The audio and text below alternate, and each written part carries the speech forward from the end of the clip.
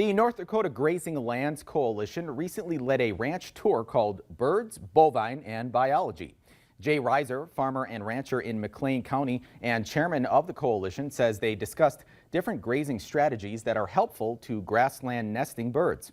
He says he usually practices rotational grazing, and depending on the area, he reuses it for pasture within 3 months. In other areas, he says he doesn't graze animals until at least a year has passed. Once that plant is grazed, it is allowed to rest and recover, put root reserves back into the soil, which once again is going to feed the soil biology. Reiser says grasslands provide lots of ecological functions, and the coalition's goal is to have a birding tour every other year. We'll leave their link on our website.